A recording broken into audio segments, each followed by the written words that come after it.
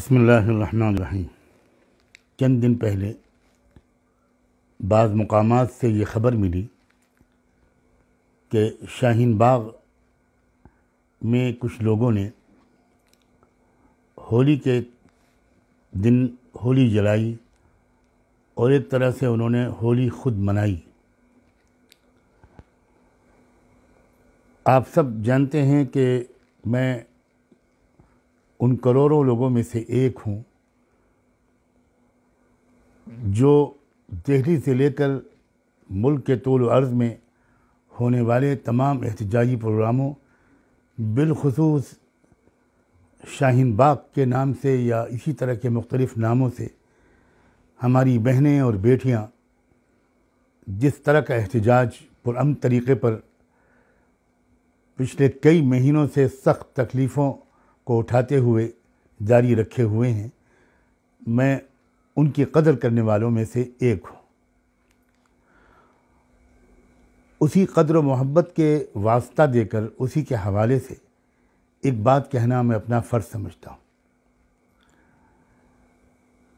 اور میں امید کرتا ہوں کہ پورے ملک کے تمام احتجاج کرنے والے ہمارے نوجوان بھائی اور بہنیں اور بیٹیاں خاص توجہ سے میری بات کو سنیں گے۔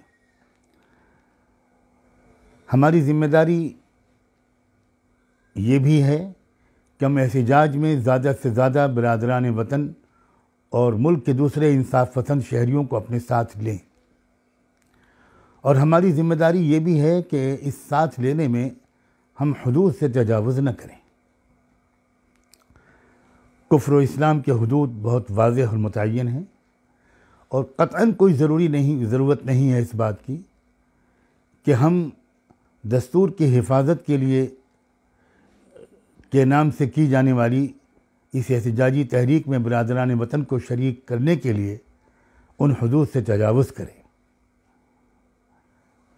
ہمیں دستور کی حفاظت جو کرنی ہے، ملک میں جمہوریت کی جو حفاظت کرنی ہے، اس کا ایک بہت بڑا محرک یہ بھی ہے کہ ہم اپنے اسلام پر قائم رہنا ہمارے لیے اسی وقت ممکن ہوگا اس ملک میں جب اس ملک کے دستور پر ایمانداری سے عمل درآمد ہو، اسے چھیڑ چھاڑ نہ کی جائے۔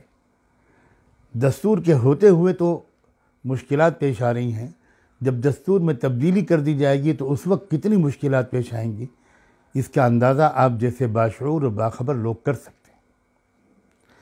تو میری گزارش ہے کہ ان حدود کا خیال رکھا جائے، زیادہ سے زیادہ برادران وطن کو ساتھ میں لیا جائے، اور اس کے لیے ہرگز ضروری نہیں ہے کہ ہم کوئی ایسا کام کریں جس سے ہماری عقید توحید پر، ہماری اسلامیت پر کوئی آنچ آئے اور اس سے کوئی خطرہ لاحق ہو۔ میں امید کرتا ہوں کہ اس مختصر سی بات کو، اس اپیل کو کافی سمجھا جائے گا، اور آئندہ اور ذرا ضروری احتیاط کی جائے گی۔ میں کسی کی نیت پر قطعاً شک نہیں کرتا، لیکن یہ ممکن ہے کہ ہمارے کچھ پرجوش نوجوان جو شریعت کی باریکیوں سے زیادہ واقف نہیں ہیں، وہ کچھ حدود سے تجاوز کر جائیں۔ اس لیے میں تمام بہنوں، بھائیوں، نوجوانوں سے یہ گزارش کرتا ہوں کہ آپ احتجاجی پروگراموں کا جز کسی بھی مذہبی عمل کو نہ بنائیں۔ مذہبی عمل آپ کا ذاتی عمل ہے، اس احتجاجی عمل کا اس کو حصہ نہ بنائیں اور نہ کسی اور کو بنانے دیں۔